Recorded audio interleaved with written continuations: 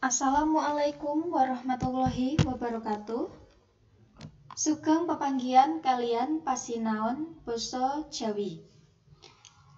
Ing video menika badhe kaandharaken materi babagan serat wulang reh pupuh sinom. Materi menika katujuaken kangge siswa kelas 7 semester kalih. Dene ingkang dados ancasing piwulangan utawi tujuan pembelajaran inggih menika ingkang sepisan siswa dapat menelaah isi teks serat wulang reh pupuh sinom dengan baik. Ingkang angka kalih siswa dapat menentukan amanat serat wulang reh pupuh sinom dengan tepat. Lan ingkang pungkasan, siswa dapat mengidentifikasi struktur tembang mocopat sinom dengan benar. Sak menika badhe kaaturaken materi babagan serat wulang reh pupuh sinom. Sumangga para siswa dipun semak. Serat wulang reh kuwi wujude buku sing diwenehi ira-iraan wulang reh. Wulang tegese pitutur utawa nasihat lan reh tegese utama. Dadine isi saka serat wulang reh kuwi kabeh ngandhakake babagan pitutur sing utama. Lah serat iki kaanggit utawa dikarang dening Paku Buwana sekawan. Isine ana 13 pupuh tembang. Yaiku Dandang Gula, Kinanthi, Gambuh, Pangkur, Mas Kumambang, Duduk Wuluh, Durma, Wirangrong, Pocung, Mijil, Asmarandana, Sinom, lan sing pungkasan Girisa. Lah ing kalodhangan iki pupuh sing dirembug yaiku pupuh sinom.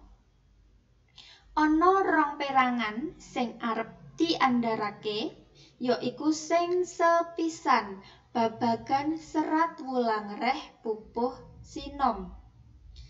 Cacahe ana 33 pada. Pada ing basa Indonesia uga kaaranan bait.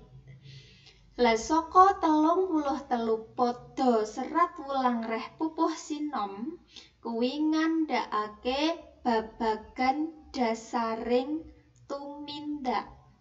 Kepiye to awake dhewe minangka manungsa kudu nduweni tumindak kang becik?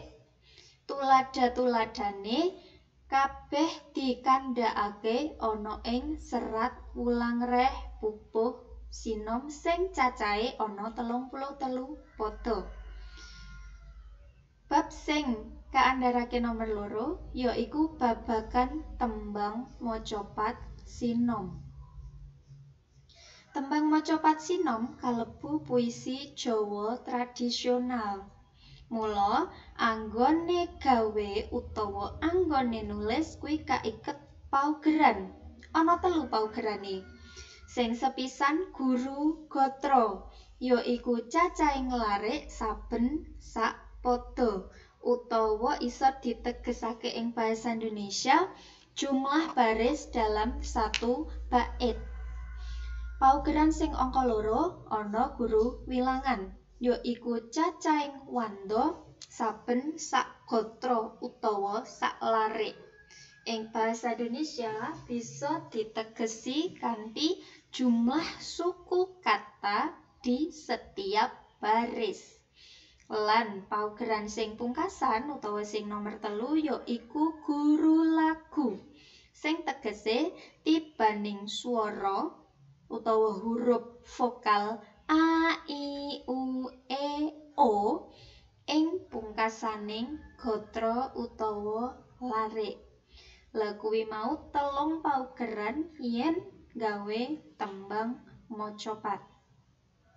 Supayane para siswa bisa mangerteni kepiye to cak-cakane paugeran tembang mocopat, bisa disemak ing slide sak candhake.